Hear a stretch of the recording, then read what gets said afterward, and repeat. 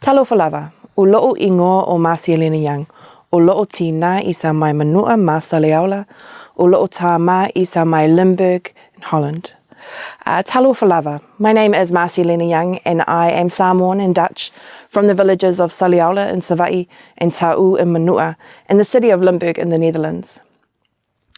I am a lecturer in Pacific Studies and specialise in Pacific history, and I'm going to give you a little snapshot in this recording of what it's like to be in my first year Pacific Studies history course.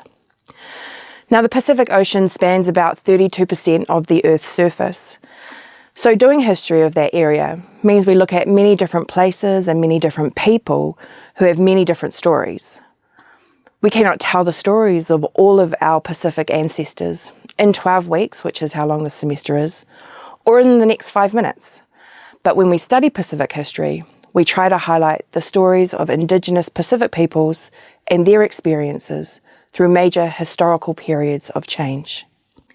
In this video, I am going to do a bit of a mini lecture to give you an idea of what to expect when you study Pacific history and Pacific studies. I've chosen the 1918 Spanish flu pandemic and its impact on the Pacific, focusing on the case study of Samoa, who lost an incredible 22 to 25% of the entire population to this pandemic. As we all know, the world is currently in a global pandemic, which has killed 485,000 people as of recording this video, with almost 10 million cases diagnosed all over the globe. Now, I wasn't sure about covering the 1918 pandemic in this mini lecture because it might be a little bit too close to home. But I think that's the point.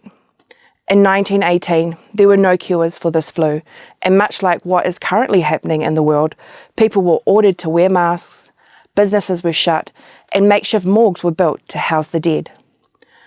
It is important for us to know that global pandemics have hit the world before, but the impact of these major global crises are often overlooked in places like the Pacific.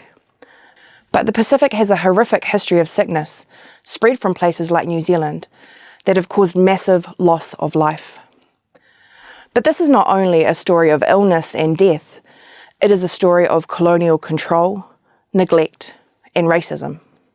In 1918, influenza was spread through the Pacific by the SS Talon, which sailed from New Zealand, where the influenza had already killed many people.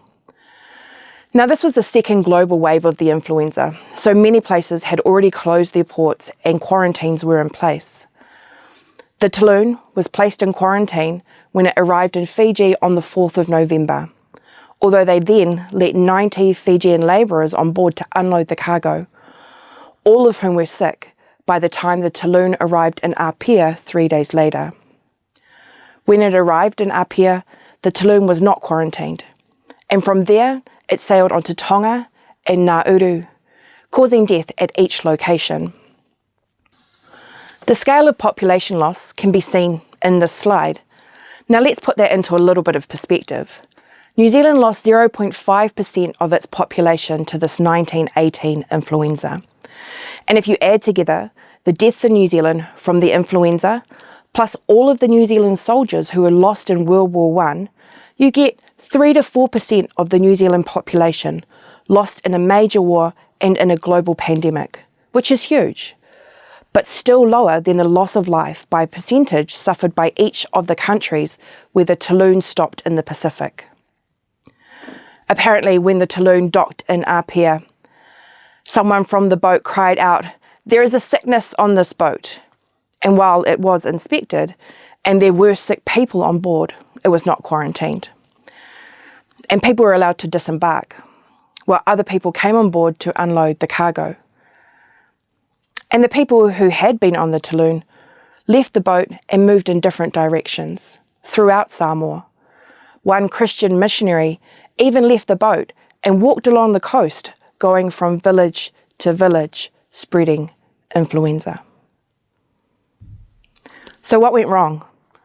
At this time, Samoa was under the rule of New Zealand, who had taken it at the beginning of World War I from the Germans to add to its empire in the Pacific. The New Zealand command in Samoa was led by Colonel Robert Logan, who you can see here on this slide.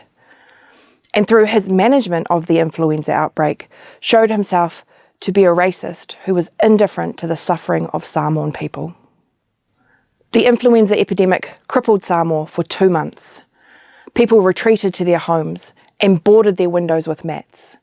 There was a food shortage because there was no one to tend the crops. And this flu, unlike how usual pandemics act, targeted people between the ages of 18 and 45. So those who were strong, those who were parents, those who had responsibilities for caring for their elders were the ones who died. Now, Colonel Logan blamed the Samoan people for the influenza, claiming that the high death rate was because Samoans were not willing to treat themselves. There is one story when an English missionary called Elizabeth Moore asked Logan for some meat to cook soup for 150 sick people, and he refused, stating he didn't care if people died. Now, 12 days after the first death, help was offered from American Samoa, who imposed strict quarantines and had no fatalities in 1918. They offered to send a full medical team to Samoa, but Logan declined because he did not like the Americans. He did ask New Zealand for help on the 19th of November, but this was turned down because all of the doctors were needed in New Zealand to fight the influenza outbreak. Help was eventually sent from Australia, but not until December, and by that time it was too late. Not only was the New Zealand administrator in Samoa indifferent to the death of Samoans, but this also showed an incompetence on New Zealand's part in their leadership in Samoa. The loss of life in Samoa was so devastating that there were more people to bury than people to bury them. And in the Pacific, funerary rites are sacred. And in this case, people could not bury their dead because they themselves were sick or dying. So in Samoa, for the only time ever, they had to bury people in mass graves. They dug massive pits and employed people, often young girls, to carry the bodies to the pits and throw them in. All over Samoa, the dead were left on the side of the road, and a truck would come around and pick them up to take them to these mass burial sites. In some places where whole families died, they simply set fire to the whales. There were roughly, at this time, 40,000 people living in Samoa, and 8.5 thousand people died from this influenza, 22 to 25% of the population. On top of this, of the 30 members of the Whānau of Whaipole, which acted as the Council of Chiefs, only 7 members survived. So while the loss of life was shocking, the loss of cultural knowledge and leadership was also devastating. In 2002, New Zealand issued an official apology to the people of Samoa for its part in this epidemic. The photo here that you see on the slide is the National Monument in Vaimoso that New Zealand refurbished to mark the 100-year anniversary of this influenza in Samoa. So this is a story about disastrous colonial leadership, neglect and racism towards the Samoan people, and astounding loss of life. But these events also led to the Mau movement and the independence of Samoa from New Zealand. So 1918 had far-reaching impact beyond the tragic loss of life. So to end this mini lecture, why Pacific Studies? When you study Pacific Studies, these are the stories you will hear. Stories of Pacific peoples and their experiences, from Indigenous Pacific knowledges to contemporary developments in the Pacific, and for Pacific peoples all over the world. We have courses on history, politics, sport, identity, health and well-being, and climate change, and more. Courses that tell the stories of Pacific peoples through Indigenous, historical, and contemporary perspectives. And these stories are important because of where we live in New Zealand, as an island in the Pacific where all of our stories are connected, but also in understanding a region that spans almost a third of the globe's surface.